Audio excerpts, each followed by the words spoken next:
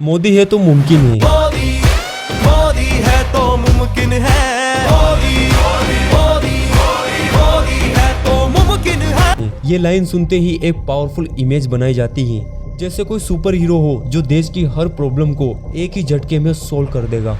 लेकिन अगर हम थोड़ा इमोशनली स्लोगन से बाहर निकलकर ग्राउंड रियलिटी देखें तो सवाल उठना शुरू हो जाता है कि क्या वाकई मोदी है तो सब मुमकिन हो रहा है, या फिर सिर्फ नैरेटिव कंट्रोल इतना स्ट्रॉन्ग है कि प्रॉब्लम दिख ही नहीं रही।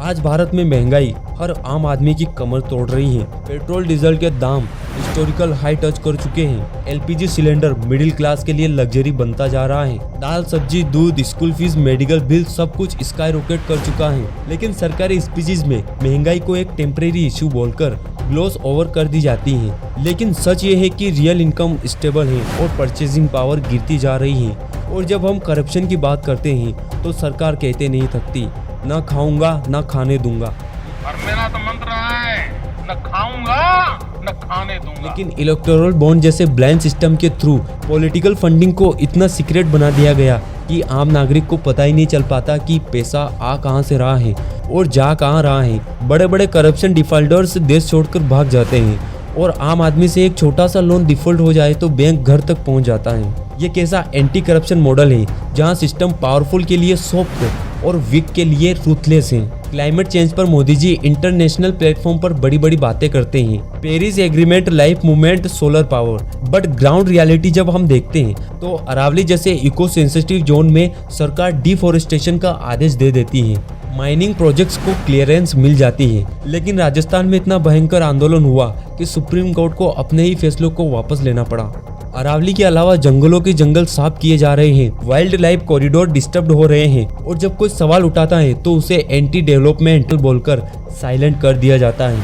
एक तरफ एक पेड़ माँ के नाम का इमोशनल कैंपेन और दूसरी तरफ रियल फॉरेस्ट का सिस्टमेटिक डिस्ट्रक्शन। ये हिपोक्रेसी नहीं तो और क्या है।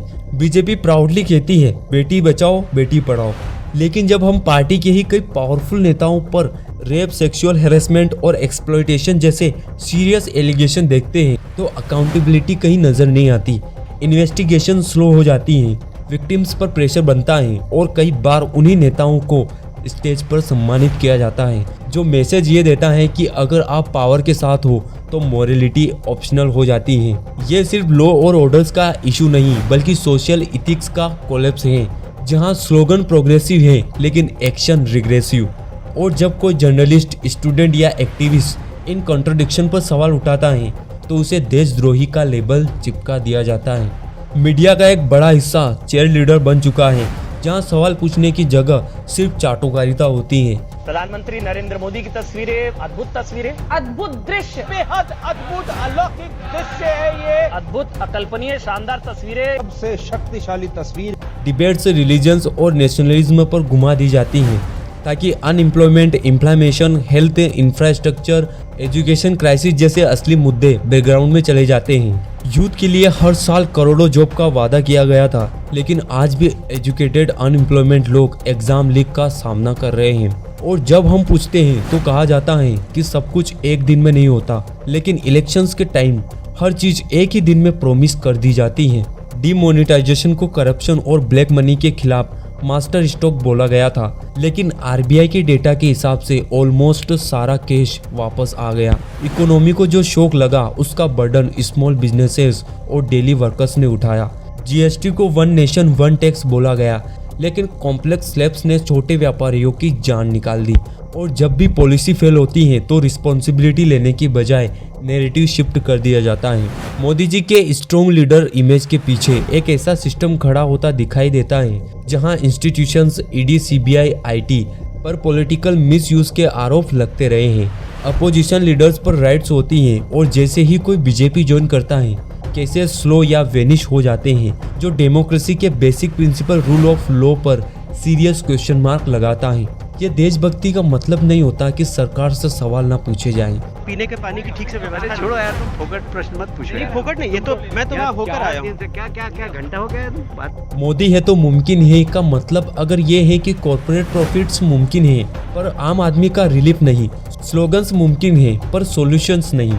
तो फिर सवाल उठता है कि ये मुमकिन किसके लिए है? क्या ये देश के हर सिटीजन के लिए है या सिर्फ कुछ सिलेक्टेड पावरफुल लोगों के लिए?